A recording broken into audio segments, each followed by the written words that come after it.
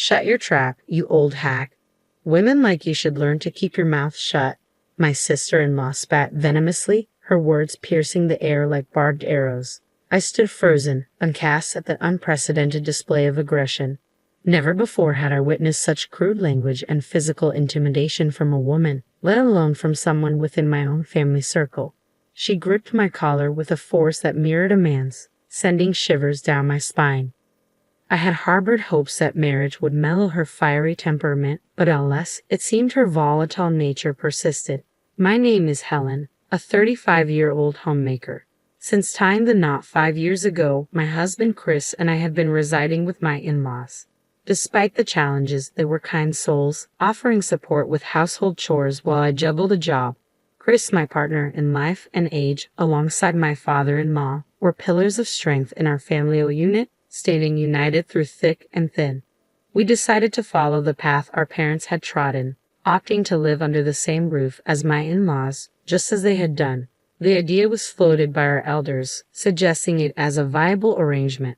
While I understood that many women might balk at the idea of cohabiting with their in-laws, I found solace in the familiarity of a bustling household. Having grown up in a family of 12, the notion of solitary living seemed alien and disconcerting to me. Thus, when the proposal was put forth, I embraced it with genuine contentment. My in-laws were amiable folks, and I cherished the idea of perpetuating our harmonious coexistence. However, our domestic tranquility was abruptly shattered by a somber incident. My mother-in-law suffered a grievous injury outdoors, necessitating hospitalization. A heart attack had seized her as she descended a flight of stairs, causing her to tumble. Her physical agony was compounded by the frailty wrought by her heart condition. In light of these circumstances, I made the decision to resign from my job, assuming the role of a full-time homemaker. Balancing visits to the hospital with household duties, I found solace in the unwavering support of my father-in-law and Chris. Amidst the chaos, the return of my sister-in-law Sarah added another layer of complexity to our family dynamic. Sarah had long been the proverbial black sheep, casting shadows over our family harmony. At 33 years old, Sarah now divides her time between part-time employment at a clothing store and purported night shifts elsewhere. Prior to our marriage, my father-in-law had extended an offer to her. If life becomes too burdensome, you're welcome to live with us. Yet she staunchly declined, citing a desire for independence. I value my freedom too much to live under someone else's roof, she retorted, much to the chagrin of my in-laws. Sarah's penchant for irresponsibility had long troubled them, a trait that manifested early on during her school years. She was no stranger to conflict, often clashing with teachers and causing distress for my mother-in-law.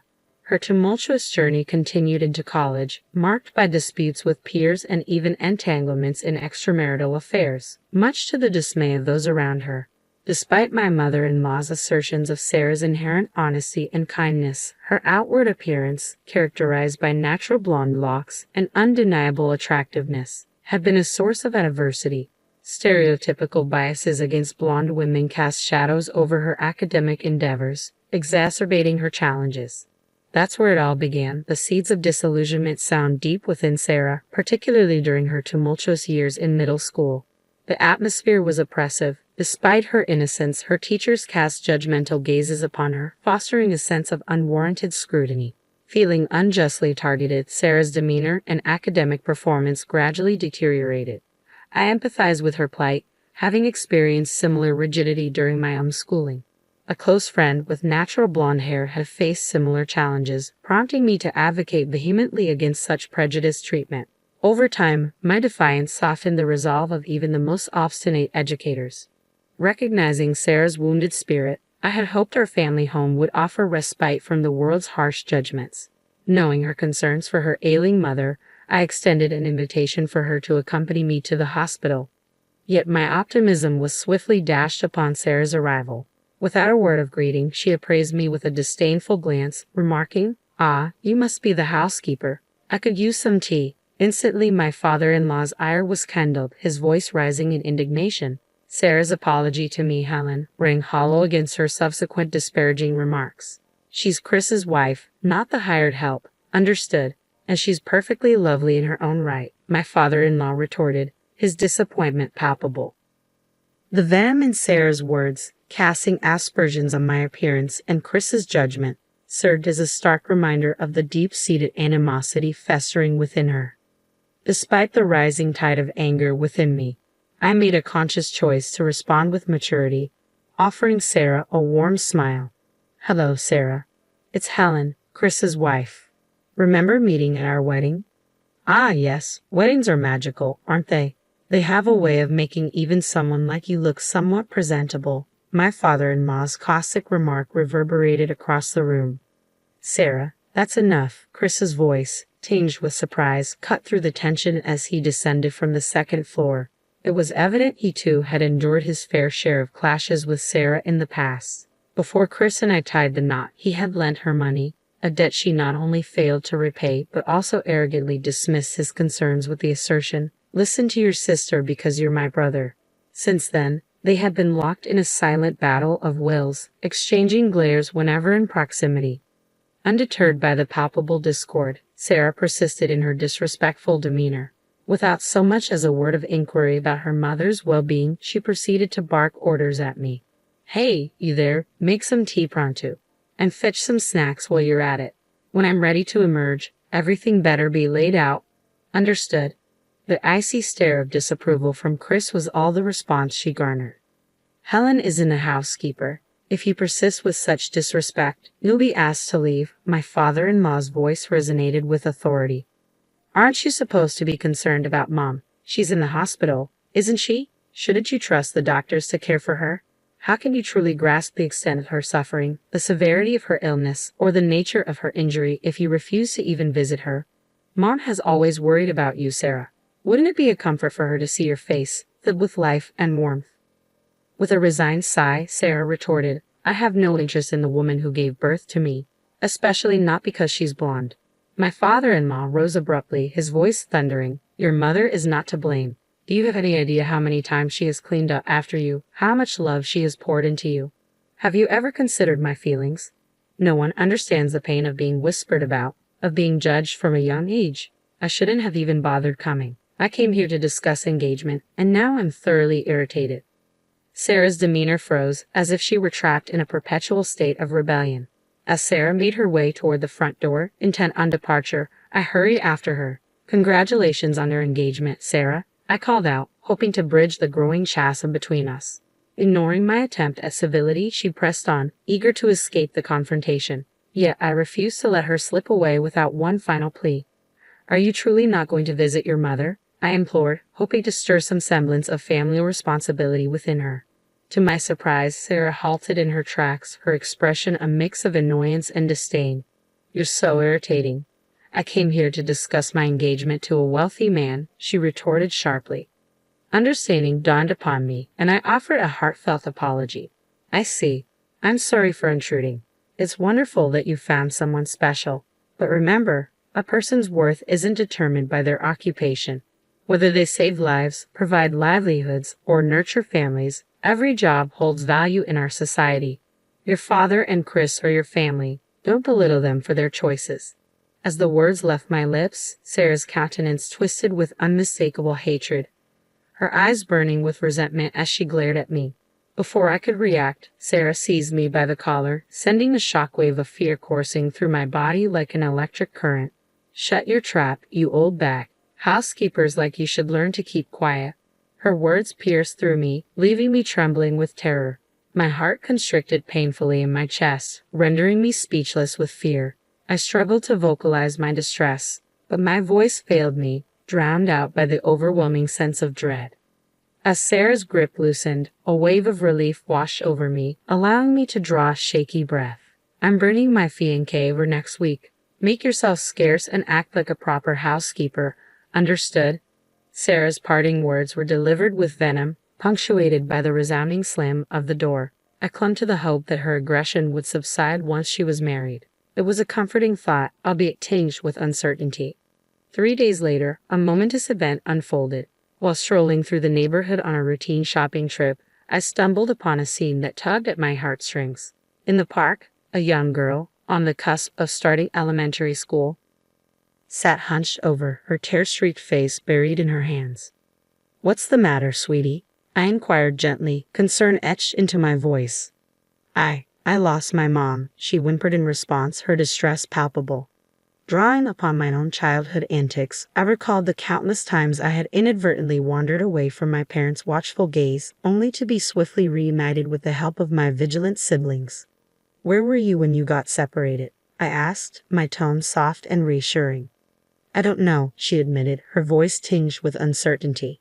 After learning her name, I gently took her hand and began calling out loudly for her mother as we traversed the park. Fortunately, our search yielded swift results, and we soon located the distressed parent. With tears of gratitude shimmering in her eyes, the woman profusely thanked me for my assistance. Upon closer inspection, I realized she was none other than an old classmate from my school days. Emma, is that you? I exclaimed in disbelief. Wait, are you Helen Wilson? She replied, her tone mirroring my astonishment. That's my maiden name, I confirmed, a flood of memories rushing back at the sound of her voice. I can't believe it's you, Emma. I'm sincerely sorry for the trouble, I apologize, feeling a pang of guilt for the inconvenience caused. My daughter was chasing after a bird, and I lost sight of her. Thank you so much for helping us reunite, Emma explained, her voice tinged with relief. After sharing a hearty laugh, Emma and I couldn't shake the feeling that our chance encounter was more than mere coincidence. We exchanged contact details, pledging to catch up over coffee sometime soon. Although we had been classmates, we hadn't mingled much due to differing social circles. Yet, as adults, I sensed a missed opportunity for a potential friendship blossoming between us. The following day, I met Emma at a quaint cafe. Like me, she was a devoted housewife, her daughter currently navigating the realms of kindergarten. As we delved into conversations about our shared past and recent happenings, the hours slipped away effortlessly. However, when the topic of marriage arose, a flicker of concern crossed my features. My older brother is finally tying the knot, but I can't help feeling apprehensive. The woman he's marrying had quite a reputation as a troublemaker in our neighborhood. I confessed, a hint of worry lacing my words. Perhaps she's turned over a new leaf. If your brother sees something in her worth marrying, let's hope for the best, Emma offered reassuringly. Then, with a mischievous twinkle in her eye, she dropped a bombshell. By the way, did you know that my brother had a crush on you, Helen? I was taken aback, my mind reeling with surprise. What? But we weren't even in the same grade, were we? I exclaimed, my mind racing to reconcile Emma's revelation. You were quite the catch, Helen. You had everyone swooning over you. Did you know that even the guy I had a crush on wasn't you? Emma disclosed his name, triggering a faint memory of his face, though I had never realized his feelings for me. I admit I may have felt a twinge of envy toward you back then, but it's all water under the bridge now. I'm glad I finally spilled the beans, she chuckled, a sense of relief evident in her demeanor.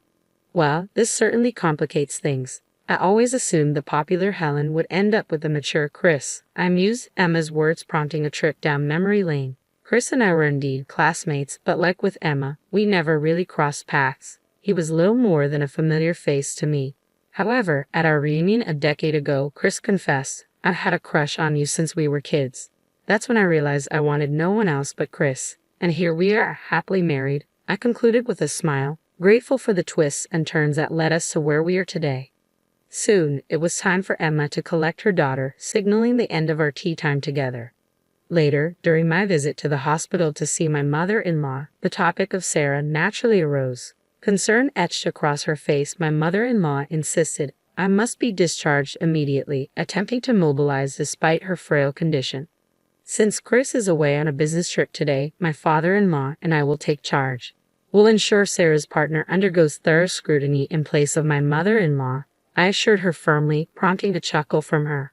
Witnessing her resilience, I resolved to tackle the impending marriage introduction with renewed determination.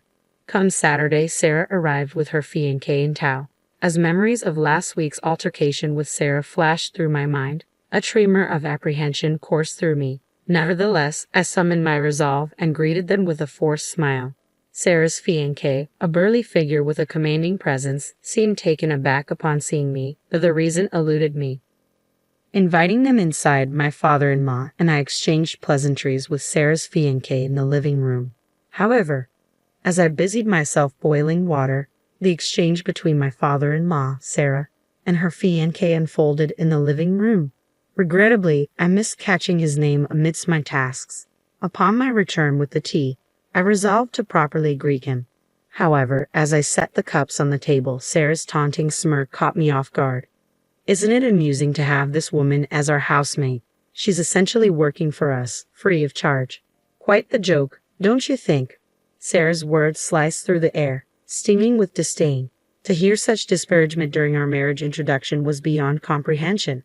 Sarah's audacity left me speechless, though my indignation simmered beneath the surface. Thankfully, my father-in-law wasted no time in reprimanding Sarah. "Sarah, that's enough," he admonished sternly. Attempting to diffuse the tension, Mike interjected with a gentle tone. "I apologize. Sarah, why do you refer to her as a housemaid?" Despite his outward calm, Mike's disapproval was palpable as he fixed Sarah with a stern gaze. Unfazed, Sarah continued her tirade. "Well, that's precisely what she is, isn't it? Just look at her, hair tied back in a simple knot, wearing cheap clothes and an outdated apron, and don't even get me started on her makeup. I bet it's all bargain bin brands. She hasn't changed a bit since the last time I saw her. It's as if she's given up on herself, content to blend into the background like some forgotten woman." My father-in-law seemed on the verge of erupting into a full-fledged outburst, while Mike appeared visibly shaken, his complexion draining of color. "Don't you realize we attended the same grade school?" he interjected, his voice tinged with disbelief. "When Sarah was in 7th grade, she should have been in 9th. I assumed everyone in the neighborhood knew that." My father-in-law's response was tinged with regret.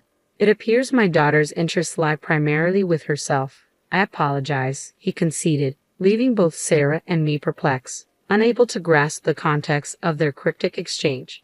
Attempting to clear the air, I turned to Mike, seeking clarification. "Do you happen to know who I am?" I inquired, prompting a smile from him. "My apologies for the delayed introduction. You were Helen Wilson before marriage, correct?" "I'm Mike. My sister recently mentioned meeting you." "Oh, and Emma, your sister, mentioned her brother's impending marriage. I never imagined it would be with Sarah," I exclaimed, my astonishment evident in my voice, perhaps a touch too loud. Curiosity piqued, I pressed further. "What did you mean by people in the neighborhood knowing about me? Is it because I come from a large family?" Mike chuckled at my inquiry. "There are numerous reasons," he replied cryptically. "Didn't you know, Mrs. Wilson, you were quite the local legend? Not only were you charming, but you also stood up to the toughest teachers, earning their respect. You served as student council president in both middle and high school, and rumor has it you turned down over 300 suitors. That's just scratching the surface of your reputation." As Mike's words sunk in, a flush of embarrassment crept up my neck, surely turning my cheeks a bright shade of crimson. "Oh, come on, that's an exaggeration," I protested, attempting to downplay my supposed achievements. "Sure, I come from a large family, but I hardly did anything remarkable in school. And as for rejecting suitors, it's more like 5, not 300. Actually," Mike interjected, "my sister mentioned how you stood up for a classmate with naturally blonde hair, challenging the prejudice against them. Your actions may not have instantly changed attitudes, but they certainly made an impact." Sarah's sharp retort cut through the air. "But weren't Helen and I in different schools? I always felt like an outcast," she countered, her voice tinged with bitterness. My father-in-law intervened, gently guiding the conversation back on track. "Sarah, Helen attended the same school as you," he clarified. "Despite the gradual shift in attitudes towards blonde-haired students, your decision to dye your hair various colors only exacerbated tensions with the teachers." His words hung in the air, a sobering reminder of the choices that had shaped our respective paths. Sarah's expression morphed from shock to a disturbing grin as she processed the implications of her actions. "So, if I hadn't dyed my hair, blonde would have been acceptable," she mused aloud, a hint of incredulity in her voice. However, her demeanor quickly darkened as she redirected her attention to me, her tone dripping with condescension. "Helen, despite your vibrant school days, look at you now, a mere housewife, devoid of any sense of style," Sarah taunted, her words laced with disdain. "Taking care of your mother-in-law and managing household chores must be quite the burden. You may have had your glory days, but now, there's nothing to boast about. This is what happens when you settle for an office worker like my brother. It's quite pitiful, really. Whereas, look at me, I'm the real winner," she crowed, punctuating her diatribe with a mocking laugh. Before my father-in-law could interject, I spoke up, determined to assert myself. That's merely your perspective, isn't it? I countered calmly. I find immense joy and fulfillment in my current life. I'm surrounded by a loving husband and supportive in-laws. Yes, caring for my mother-in-law while she's in the hospital can be challenging, but it's a responsibility I gladly shoulder. I am committed to ensuring her well-being, even beyond my own share. Ultimately, her health and happiness are what truly matter. Sarah's demeanor softened as she averted her gaze. Truth be told, fashion doesn't interest me, she admitted quietly. Sure, dressing up might please my husband, but beyond that, it serves little purpose. As long as we have enough to get by, I'm content. Back when I lived with my parents, we were barely scraping by. I still remember the cramped quarters shared among the 12 of us. Compared to those days, our current situation feels like paradise. Mike stood a little taller, addressing my father-in-law with sincerity. Sir, I must apologize. Originally, I came here to seek your daughter's hand in marriage. However, after hearing Sarah's sentiments, I've come to the conclusion that I am not suited to be her husband. Please forgive my abrupt change of heart. My father-in-law's response was measured yet understanding. Given the circumstances, it's evident that not many would be keen on marrying Sarah, he acknowledged. I will protest if you choose to call off the engagement. Please accept my sincerest apologies for any inconvenience caused. Mike offered another apology before rising from his seat. Sarah, who had remained tense throughout, suddenly sprung into action, seizing onto Mike's leg. Hold on a minute. You're the one who proposed, aren't you? She exclaimed, her voice trembling with desperation. How can you speak of calling off our marriage so casually? I won't tolerate living with someone who demeans my brother's wife and ridicules her in our own home. My family consists of my brother, his wife, and my sister, and I refuse to let them be hurt by your behavior. Rest assured, I'll treat your family with kindness. That's a given. In response, Mike's tone hardened.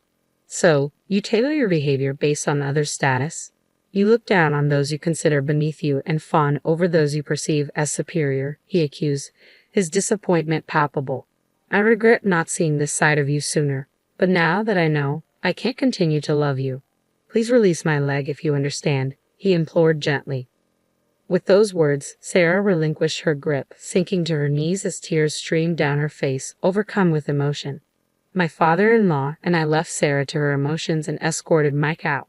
Following that incident, Sarah decided to move out of the house once again. Historically, whenever she encountered financial hardships, she turned to my father-in-law for support, and he'd rarely assist her. However, given her recent disrespect towards my mother-in-law and her treatment of me as a mere maid, he made the difficult decision. My father-in-law made a firm decision not to extend any financial assistance to Sarah, regardless of her pleas. It appears Sarah now works in a clothing store, seemingly having outgrown her previous ventures into night work.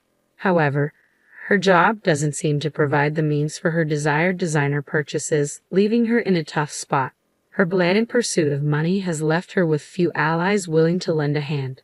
After being deserted by Mike and met with cold indifference from my father-in-law, Sarah sought solace from my mother-in-law. It's disheartening to witness how she resorted to tears and manipulation, attempting to elicit sympathy and financial aid from the ailing woman. Despite her own health concerns, my mother-in-law was moved by Sarah's display, but she ultimately made the difficult choice to sever ties with her. Since then, Sarah has vanished from our lives. Following my mother-in-law's discharge from the hospital, I became her constant companion, offering support as she adjusted to using a walking stick. Determined to make her daily life more manageable, I began seeking out ways to streamline household chores, ensuring her comfort and well-being. As my efforts to assist my mother-in-law gained recognition from my in-laws and Chris, expressions of gratitude flew freely. I should be the one thanking all of you. Your support has been invaluable to me, I humbly responded, met with warm smiles from all around. Their appreciation brought me immense joy, fueling my sense of fulfillment. Maintaining regular contact with Emma, our occasional coffee outings provided moments of respite amidst the daily routines. However, the most significant news came when I discovered I was pregnant. The excitement and joy reverberated throughout the family, with my parents and siblings joining in the celebrations. I'm truly grateful for the outpouring of love and support from everyone. While I know the journey of childbirth and raising a child will present challenges, I am eager to embrace each moment with gratitude and cherish every precious memory. I reflected, filled with anticipation for the journey ahead.